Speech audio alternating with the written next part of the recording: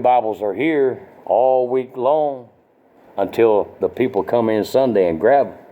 Well, I got another one at home. That's good. Hopefully you open it every now and again. Now, turn that TV off from time to time. Open up the Word.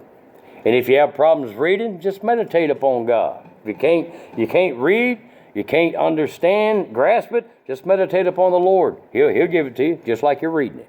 Just like you're reading it.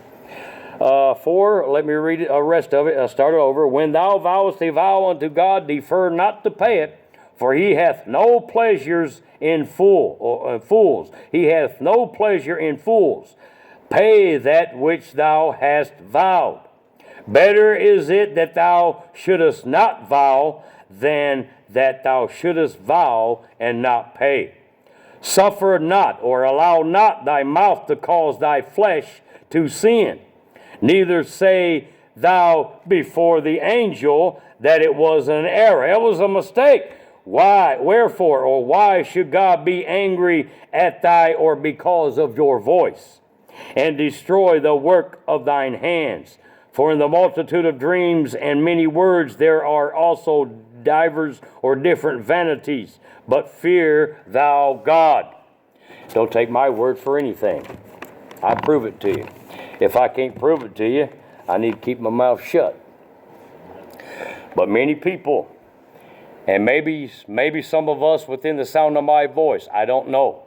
Hope not, but many people, maybe people who should have been here, but are not, nobody knows but God. But it goes for each and every one of us, so there's nobody left out. If we are going to serve the Lord, let us do it according to His word, according to His way. Because if we try our best to serve God in any other way, we're not serving God.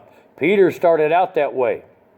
Believe it or not, the Apostle Peter that became a stone, a pillar, strong in the Lord. He started out running that mouth. Always keen to say something real fast, outspoken. And let me finish, Lord. I'll die for you. I'll lay my life down for you. No, you won't. No, you won't. I would never deny you. Did exactly what he did, what he said he would never do. And he went about it 3 times. And the 3rd time, Peter actually started having a foul mouth, started cursing. I tell you, blank, blank, censored, I don't know this man. That's what he did. He pushed it to extreme, but it broke his heart, brother, when he looked over and seen the eyes of Jesus when he heard that rooster crow, rooster crow. Then he remembered, I told you, Peter, I told you. But see, God loved Peter. God forgave Peter, and Peter wept bitterly, brother. He repented, and he became strong in the Lord. He started understanding spiritually then. That tells me that he wasn't saved when the Lord picked him out, but he got saved during the walk with God. Who was it that the Lord came to seek and to save? Sinners. There you go. I was a sinner when the Lord was looking for me. I wasn't saved. He wouldn't have to look for me if I was saved. But he went out looking for me.